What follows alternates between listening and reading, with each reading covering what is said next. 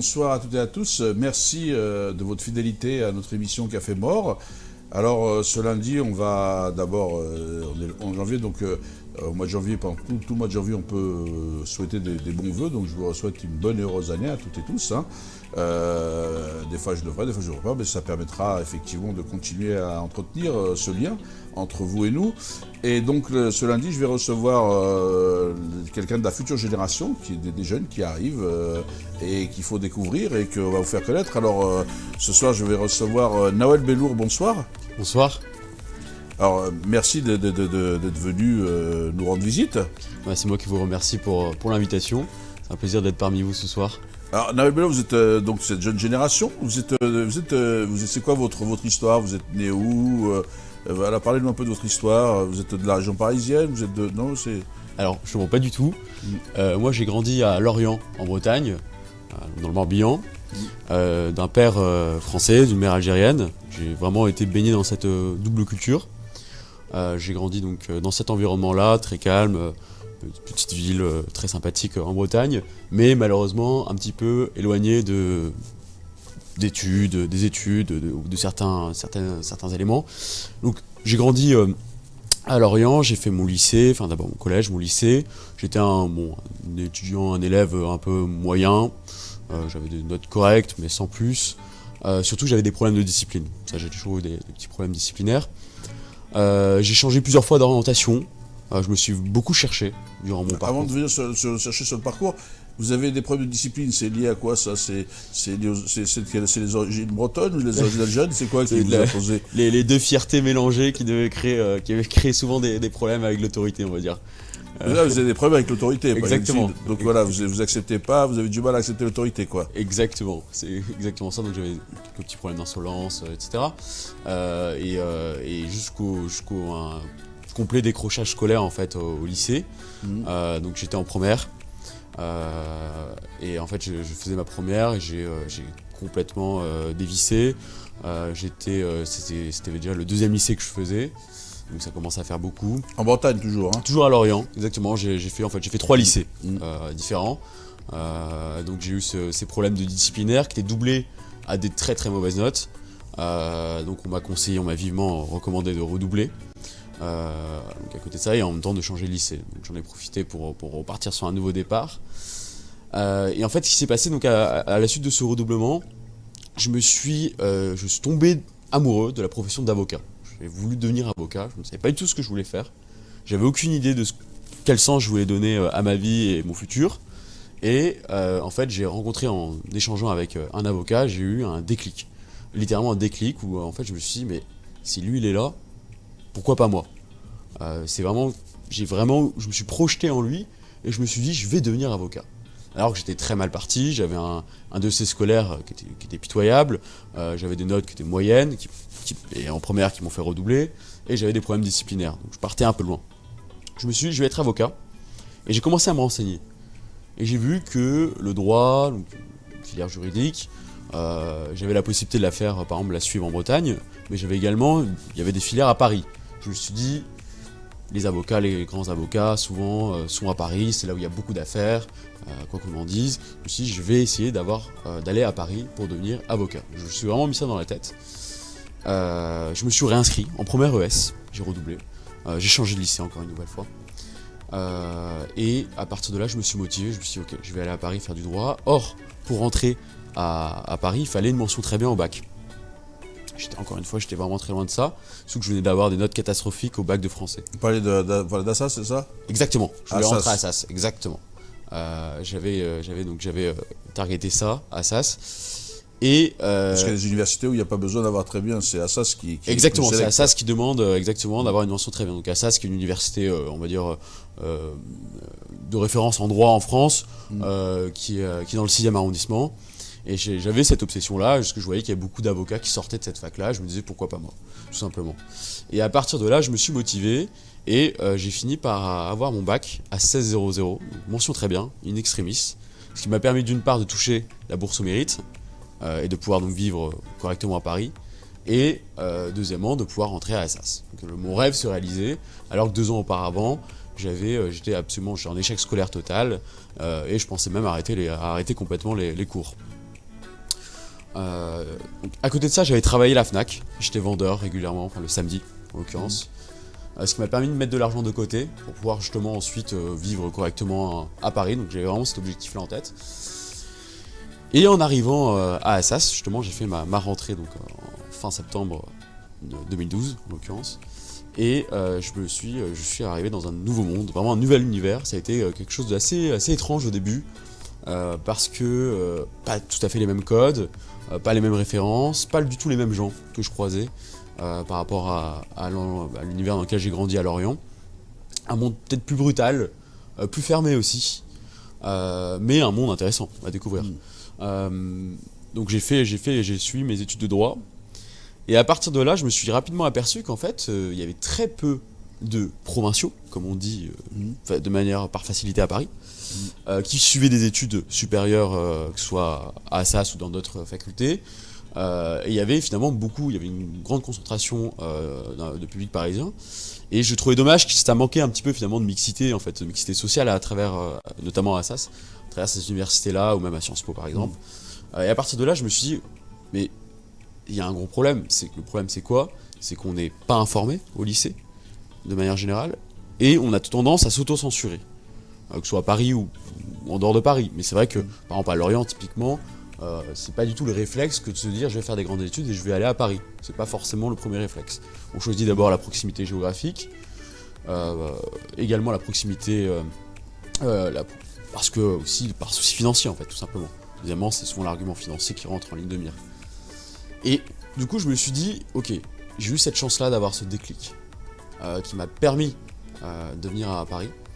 Je vais faire en sorte, avec des amis, on avait tous un parcours un peu dans le même genre, on va aller dans un maximum de lycées, un peu partout en France, et on va... Alors, je te coupe là, parce que avant d'arriver justement à l'association, juste une chose je voudrais savoir, parce que d'ailleurs Lorient qui est une jolie ville, parce que vous parlez de Lorient comme si c'était provinciaux, il y a un très beau festival, et l'Oriental c'est un festival magnifique de musique celte. Hein, donc on peut aussi le dire, parler saluer les Lorientais qui vous connaissent, votre ville d'origine. Mais juste avant, Nawel comme prénom, vous savez que je sais parce que vous savez que Nawel c'est souvent un prénom féminin au Maghreb. Alors comment c'est que ta mère t'a donné ce prénom, votre mère t'a donné ce prénom, ça te donne quoi? T'as eu déjà ces remarques ou jamais ou... Oui, mais généralement, moi je suis très content de ce genre de remarques parce que d'une part, comme ça on retient mon prénom, et finalement c'est quand même une chance de savoir que les gens retiennent. Ah oui, c'est le garçon qui a un prénom de fille, premièrement. Et deuxièmement, un prénom féminin, c'est la grâce, c'est l'élégance, c'est le raffinement. Je suis plutôt content et très fier de porter ce prénom. Et je remercie ma mère et mon père de m'avoir donné ce prénom. C'est pour ça, c'est quand même important de le préciser. Donc vous êtes plutôt, vous retenez, comme quoi dans toute situation, comme tout à l'heure vous parliez effectivement de la difficulté, vous montrez qu'on peut quand on a de la volonté, et d'un prénom qui pourrait être risible ou vous tourner l'adhésion, vous en retenez la sève, ce qui fait le caractère positif et dynamique du prénom. Exactement. Et puis la grâce, tout ce qui est lié à la féminité, quoi. Vous êtes souvent dans cet esprit-là ? C'est vraiment ma ligne de vie, c'est de tout ce qui peut paraître négatif, tout ce qui paraît être comme un désavantage, c'est de transformer en avantage. Toute la différence, c'est en faire un avantage, en faire une force. Et typiquement, là pareil, j'ai pas grandi à Paris, j'ai grandi à Lorient, je suis très fier d'avoir grandi à Lorient, et pour moi c'est une force inestimable d'avoir grandi dans cette ville-là, et d'être ensuite, d'avoir changé, d'être venu faire mes études à Paris, c'est quelque chose de très fort, alors que ça pourrait être vu comme un frein. On pourrait se dire, il a pas grandi dans la bonne ville finalement.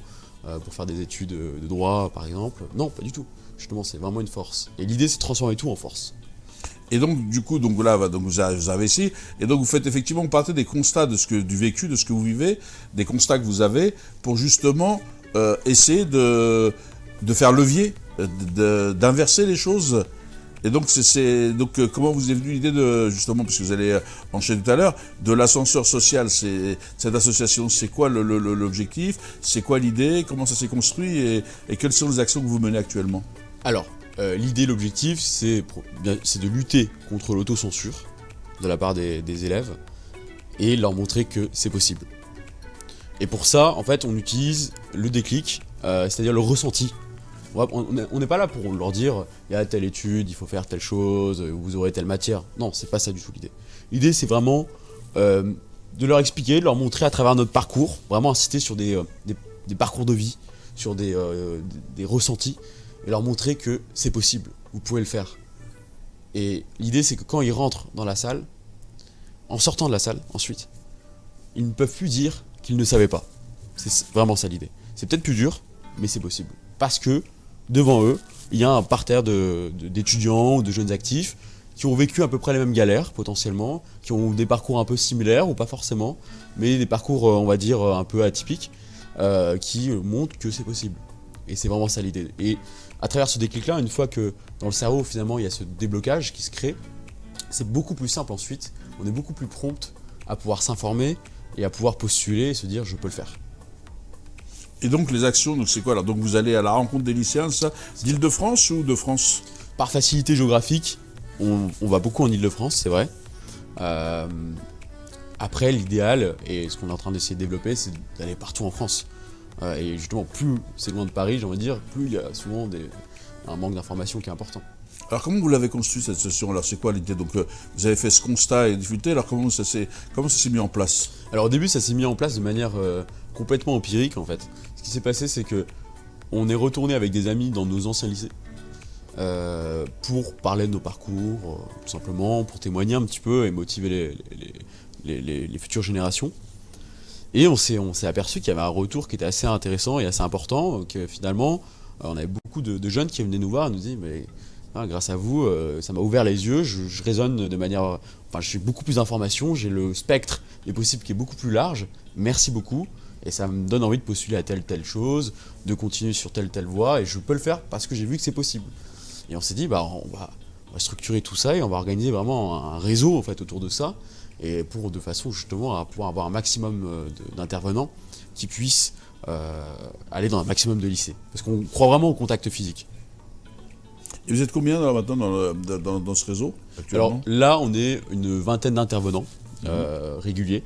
En fait, l'idée c'est que, en gros, je les contacte quand on a des propositions de lycée ou quand on démarche des lycées. Et c'est vraiment du bénévolat pur, hein. Ceux qui peuvent et ceux qui sont disponibles viennent. Donc généralement, il y en a forcément beaucoup moins qui sont disponibles.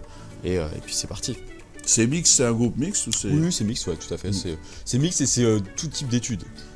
On a... Oui, moi quand je parlais mixte, c'était aussi dans cet esprit-là, tout type d'études, exactement. Hommes, femmes, toute catégorie sociale. Exactement. Voilà. Parce qu'il y a pas, l'idée, c'est pas du tout de dire il y a telle étude, c'est comme ça, et il faut absolument le faire. Non, c'est vraiment pas ça l'idée. Hein. C'est leur montrer juste qu'il y a plein de possibilités et que devant eux, ils ont la preuve vivante de gens qui étaient plus ou moins à la même place qu'eux quelques années auparavant, qui ont suivi ces trajectoires.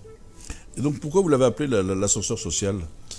Alors l'ascenseur social, tout simplement parce que c'est assez parlant, c'est le problème de l'ascenseur social aujourd'hui en France, c'est qu'il est relativement grippé, on va dire.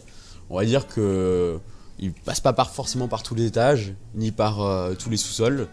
Et l'idée à travers ça, c'est que, évidemment, que cet ascenseur social, pour qu'il soit dégrippé, ça demande des politiques publiques particulières, des financements particuliers, un vrai déterminisme politique.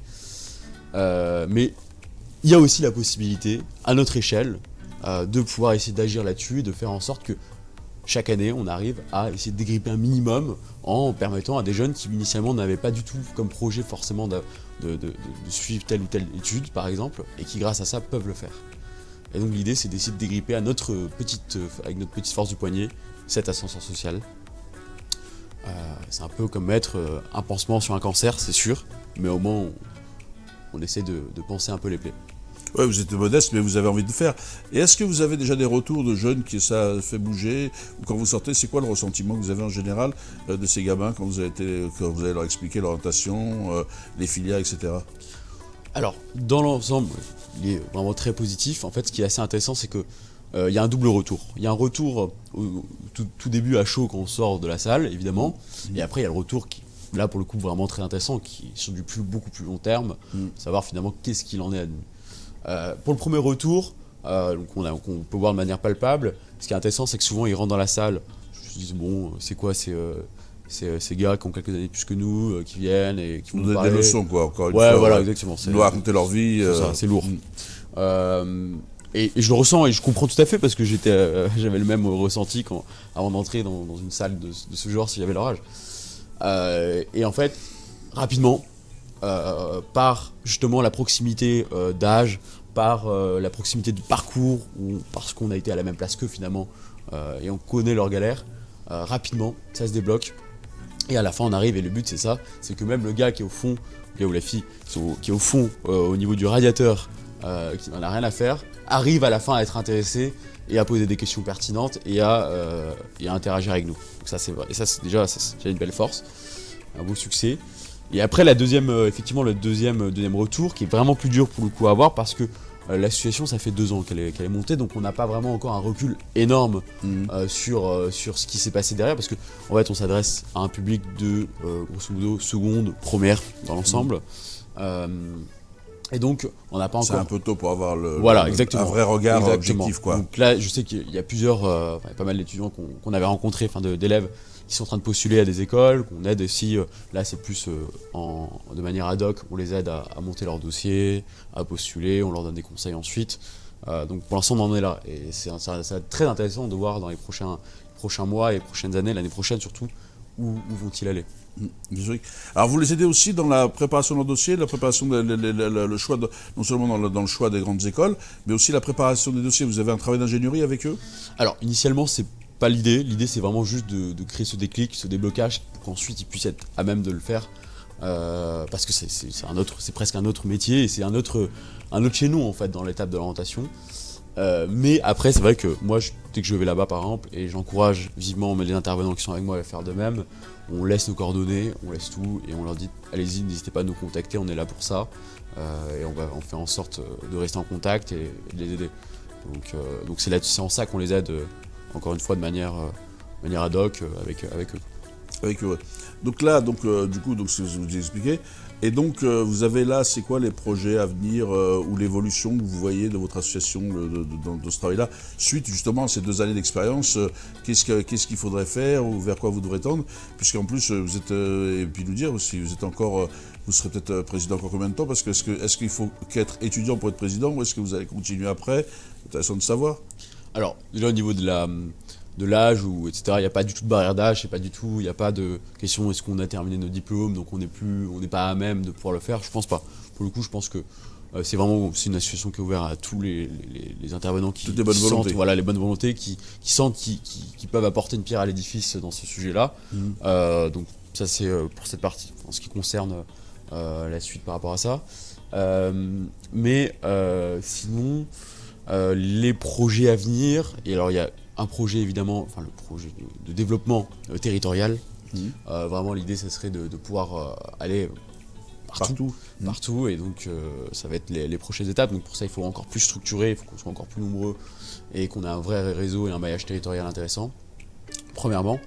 Et deuxièmement, il y a la piste du numérique. C'est une question encore qui est en suspens parce qu'on est toujours resté sur du physique, mais on se demande est-ce que finalement pourquoi pas aussi exploiter ça avec le numérique, avec les réseaux sociaux, essayer de voir s'il n'y a pas la possibilité justement de donner ce déclic-là à travers les réseaux sociaux. Mais là, encore une fois, c'est un sujet qui est sur la table et on est en train de voir, on va faire des tests en fait, pour être totalement transparent, et on va voir quel retour on va avoir là-dessus.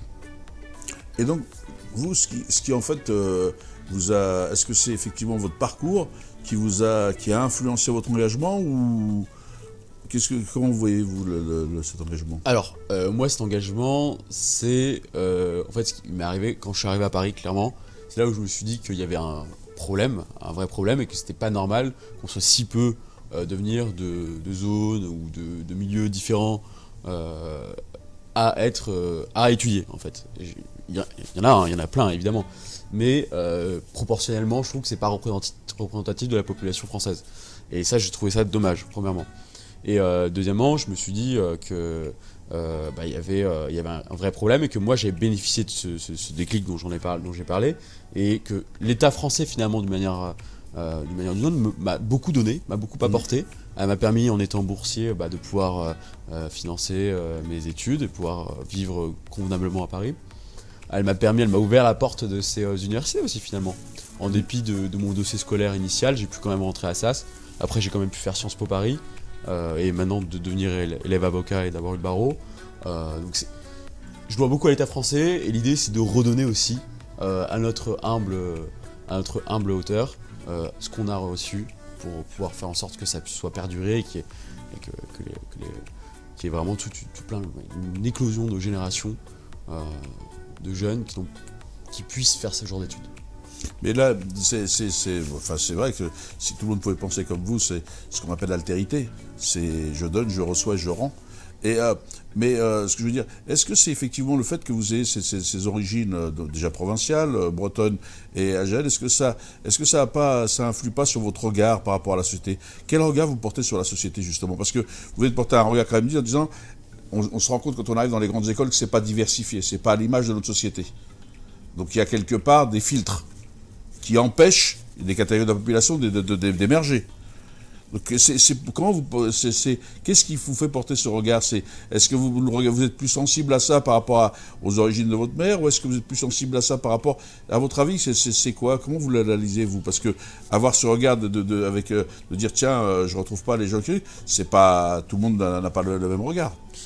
Je dirais que c'est le regard justement effectivement en fait, vu que j'ai grandi dans des univers où finalement il y avait des constantes tensions entre guillemets, il y avait des constantes remises en question nécessaires du coup qui arrivaient. D'un côté une culture algérienne, d'un côté une culture bretonne qui sont quand même des cultures assez différentes. Ensuite l'Orient, puis après Paris, là encore des chocs. Et finalement toutes ces remises en question font que là-dessus, j'ai une certaine ouverture d'esprit là-dessus qui me fait dire qu'il faut absolument faire en sorte que il n'y a rien qui est enfermé. On n'est pas dans des cases et on n'est pas destiné à rester dans ces cases-là. L'idée, c'est vraiment de montrer qu'on peut sortir, on peut vraiment donner le sens qu'on veut à sa vie. C'est un peu la vision que j'aurais, qui est certes peut-être très optimiste, voire naïve, sans doute, mais c'est vraiment ça l'idée. Je crois beaucoup au moins à une société qui soit complètement fluidifiée, où d'où qu'on vienne, qui nous sommes, et typiquement qu'on soit d'origine algérienne ou non, qu'on soit fils d'ouvrier ou non, qu'on ait grandi dans telle ou telle ville, on puisse faire ce que l'on souhaite à la hauteur de notre travail, c'est tout. C'est simplement une récompense quant au travail. Donc vous êtes effectivement, donc là vous êtes vraiment en disant il faut travailler quoi. En clair, en réalité, il y a les moyens de le faire, il faut vouloir le faire quoi. C'est ça. Mais est-ce que vous comprenez aussi si des jeunes qui sont dans le quartier tout ça, ils vous expliquent que c'est beaucoup plus dur pour eux quoi, que les obstacles s'accumulent sur leur chemin parfois? Complètement. Il y a parfois, ça peut être 2, 3, 4 fois plus de travail finalement pour arriver au même résultat que plein d'autres milieux ou plein d'autres possibilités. Je suis complètement d'accord avec toi et justement l'idée c'est de dire que le but c'est de faire abaisser au maximum tous ces espèces de frottements, tous ces endroits, toutes ces zones où on est bloqué, on n'avance pas et ça nous empêche de pouvoir faire des choses et justement de pouvoir avoir cette vision un peu idéale et naïve que tout est possible, il suffit juste de s'y mettre. C'est pas naïf parce que souvent les gens souvent ont ce discours aussi. Je trouve que on l'intègre aussi souvent quand on défend, y compris les musulmans ou des choses, on dit oui mais t'es naïf parce que derrière ils sont, c'est fantasme surtout, qu'est-ce qu'ils projettent, c'est-à-dire que moi je comprends pas ce que dire que c'est pas naïf, c'est humain, c'est de l'humanisme, c'est juste de dire l'altérité, le goût des autres, il faut l'avoir, il faut tendre la main, il faut pousser, il y a aucune naïveté à ça. C'est vrai. Non ? Ah, complètement d'accord. Parce que souvent on dit mais c'est peut-être naïf, parce que moi aussi on me dit oui mais quand je dis mais je défends, on nous traite des fois d'islamo-gauchistes, etc. En disant comme si on était islamo-gauchistes, des termes qui ont été inventés, on comprend pas bien ce que ça veut dire le mélange, c'est-à-dire qu'à un moment donné on sait pas bien, et est-ce que aussi ça contribue pas à cette incompréhension de société et à cette division et au fait que des gens puissent penser qu'on va pas y arriver quoi.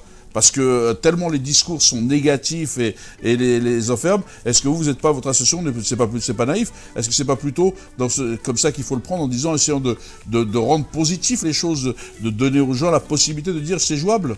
Complètement, la devise de l'association, le pilier, c'est la lutte contre l'autocensure. Donc, et finalement, le premier obstacle des individus, à mon sens, c'est que il y a des blocages. D'abord, les blocages sont mentaux, avant tout, avant d'être réels. Et parfois, ils sont complètement survalorisés. Et notamment par rapport aux études. Il y a des vrais blocages, c'est vrai, ça c'est évident. Qu'on ait grandi dans tel ou tel milieu, qu'on soit de telle ou telle origine, va nécessairement influencer potentiellement la poursuite d'études, par exemple. Et en mal, souvent, malheureusement. Ça, c'est vrai. Mais il y a aussi un fantasme, je pense. Nous-mêmes qui nous censurons. Exactement, il y a une tendance exactement à se dire non, c'est pas pour moi. Et je peux le comprendre, je l'avais moi au lycée, je l'avais. Mais tu l'avais parce que, pardon, vous l'avez parce que, est-ce que c'est pas parce que justement, à force que les gens vous le disent, à force qu'on essaye de trucs, on a l'impression que on s'accapare les choses. Donc vous, quand vous disiez il faut sortir de censure, au contraire, il faut faire fi de ces discours. En disant, c'est possible, je suis un citoyen comme un autre. Je ne veux pas être sous-citoyen en France, quelles que soient mes origines ou ma condition sociale. Exactement, et c'est tout l'objet d'aller les voir et de les motiver et leur montrer que c'est possible parce que c'est pas avec des beaux discours à la télé ou je ne sais quoi qu'on arrivera à faire changer les choses là-dessus. Non, il faut leur montrer que physiquement, ils ont la preuve tangible et palpable devant eux que c'est possible. Et c'est ça l'idée. C'est une belle idée, en tous les cas, c'est un bon esprit. Et puis moi, ce qui m'a un petit peu intéressé, c'est que vous êtes quelqu'un de jeune, parce que vous n'êtes pas très vieux, Nawel. Vous avez quel âge ? 23 ans. Vous avez 23 ans. Et d'avoir des jeunes, comme j'ai reçu la dernière fois aussi une jeune journaliste de votre âge, c'est fabuleux d'avoir des jeunes qui ont ce discours et qui veulent, en plus, non seulement se bouger pour eux-mêmes, mais ont envie de faire bouger la société pour les autres. J'espère qu'on sera nombreux et qu'on sera de plus en plus nombreux, et de plus en plus nombreux à pas forcément venir de milieux favorisés ou de milieux voilà, non mais c'est intéressant parce que, je disais ça parce que souvent les gens nous disent « Ah mais vous comprenez, les jeunes s'intéressent plus à la politique, les jeunes veulent pas s'engager, les jeunes veulent faire. » Si, ils ont envie de faire, mais ils n'ont pas envie de faire ce que faisaient leurs aînés, ils ont envie d'ouvrir de nouveaux chantiers, de nouveaux chemins, de nouveaux sentiers, non ? Exactement, et c'est vraiment ça l'idée. Là, on ouvre ce chantier-là, et après, il y a plein de chantiers qui sont à ouvrir, et c'est à nous de les prendre, parce que si on les prend pas, personne va les prendre et ça va pas bouger. Donc, le but, c'est que ça vienne aussi de... Comme la grande phrase, la société civile, c'est vrai. Et là, pour le coup, c'est vrai. C'est chacun, en apportant notre petite pierre à l'édifice, qu'on arrive à un grand château. J'adore ces phrases-là, société civile, vous les politiques, vous les ceci, vous, comme si on mettait les gens dans des cases. On est tous de la société civile, exactement. Politique, économique, puisque c'est la société, on est tous. C'est la société, comme on dit l'État, mais on est tous, c'est nous l'État, c'est notre responsabilité. Donc vous pensez qu'effectivement, il faut s'investir, c'est quoi le message que vous avez envie de délivrer, parce que l'émission touche à sa fin, à ceux qui nous regardent, et peut-être même saluer des gens que vous connaissez, vous pouvez le faire. On a salué tout à l'heure les Bretons de Lorient quand même, et la Bretagne que l'on aime. Hein. Moi je suis du berbère de Camille, donc c'est le Celte nous parle, puisqu'on est toujours présent au Festival de Lorient, donc c'est aussi une question d'origine. Tu parlais que l'origine des origines algériennes et la Bretagne, c'est un truc. Non, les Berbères et les Bretons se parlent. C'est vrai, et ils sont effectivement représentés tous les ans au Festival interceltique de Lorient. Et puis je trouve d'ailleurs il y a des grosses similarités dans les cultures, que c'est incroyable, que ce soit la musique ou même parfois les vêtements, etc. Et moi j'adore, je suis très content d'avoir grandi dans cet univers. C'est un plaisir. Et donc là, quel message t'as envie de donner ? Quel message ? C'est allez-y, foncez, c'est possible, tout est possible. Ça peut être plus dur, c'est vrai. Ça va être peut-être plus long, c'est vrai, mais c'est possible.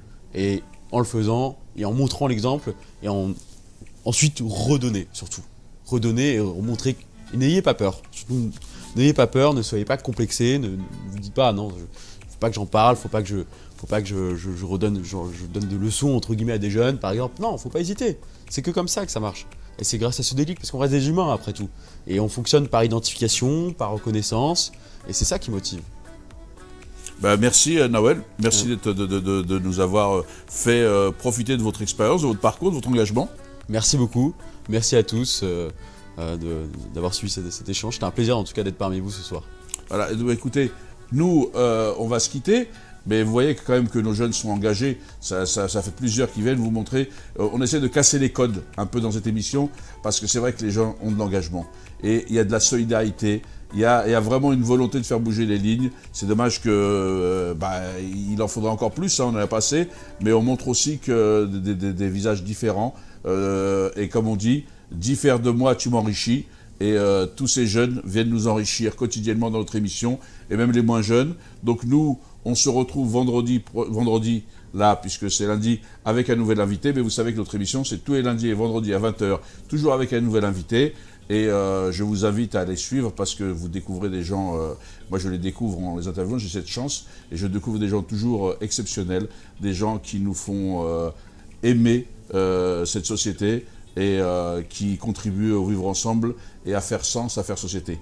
Merci de nous être fidèles et c'est grâce à vous que l'on peut effectivement continuer cette émission parce qu'il faut effectivement des gens qui nous regardent, les téléspectatrices et téléspectateurs. Donc merci de votre fidélité. Je vous dis, moi, bonsoir. Encore une fois, bonne et heureuse année et à vendredi. Bonsoir.